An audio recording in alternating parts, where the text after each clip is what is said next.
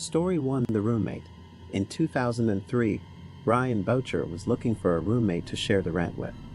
John Williams was looking for a place to live. It was no different than thousands of visits to Craigslist. For a while, this seemed to work. That was until Williams began to behave strangely. This was exactly what Williams was looking for because Williams had a secret. Boucher sat in his apartment for hours, thinking he was alone, when Williams suddenly bowed and left the room.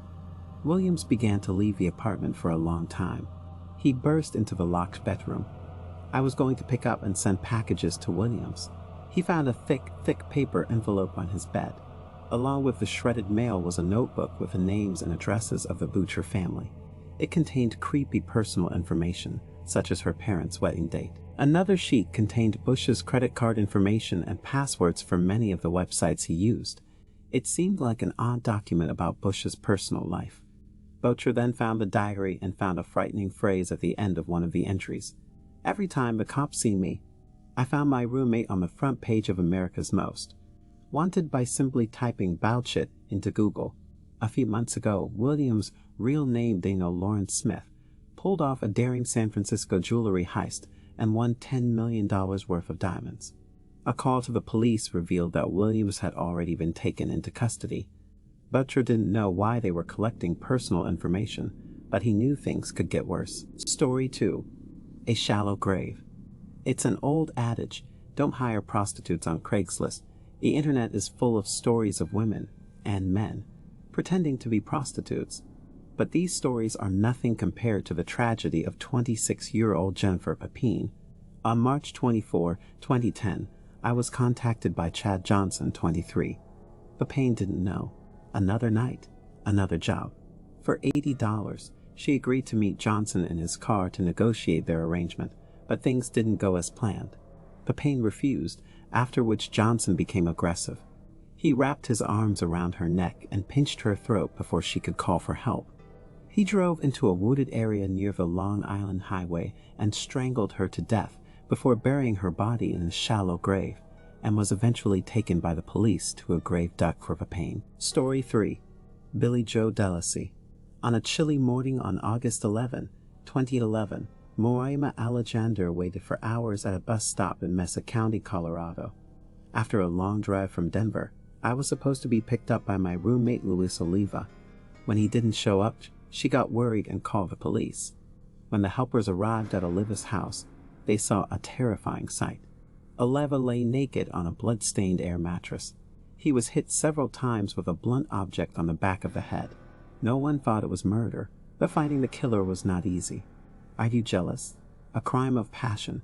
This is not so, because on the night of Oliva's death, Thayton was working outside the city. Both were unemployed at the time. Investigators then turned to Craigslist entries and email correspondence with the people Oliva was investigating to find answers. All the tracks seemed to point to the same person.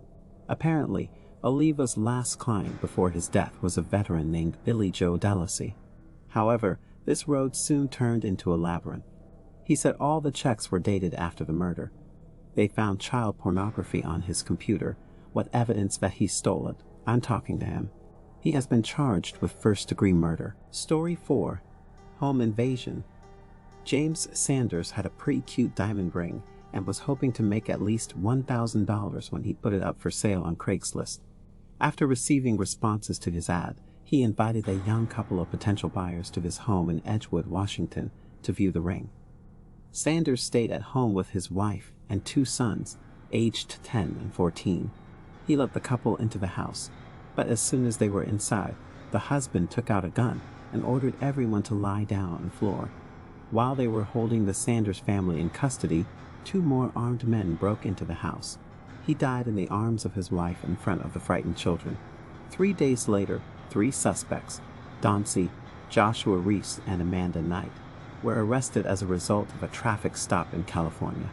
A few days later, a 4th suspect, Claiborne Berniard, turned himself in the face of a major statewide investigation. 4 of them were sentenced to prison terms ranging from 79 to 123 years. Story 5: Miranda Barber. According to Miranda Barber, she was 13 years old when she took part in her first murder, a gang-style execution in a dark alley in Anchorage, Alaska.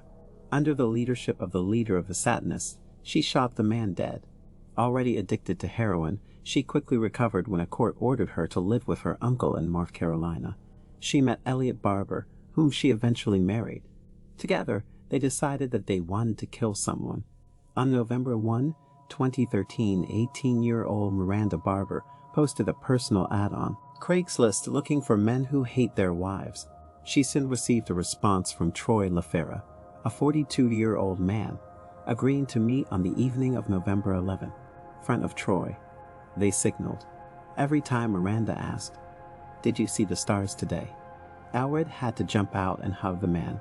The elite threw a rope around Troy's neck and strangled him, while Miranda stabbed Troy over 20 times. The next day they were arrested, and while in prison, Miranda confessed to killing 22 people in several states. Story 6. I Love You. On March 18, 2015, Michelle Wilkins happily made the short drive across town to her home on Dental Lane. She's a little girl, 34 weeks pregnant, expecting a healthy baby, and just found a bunch of cheap maternity clothes on Craigslist. All she had to do was pick them up.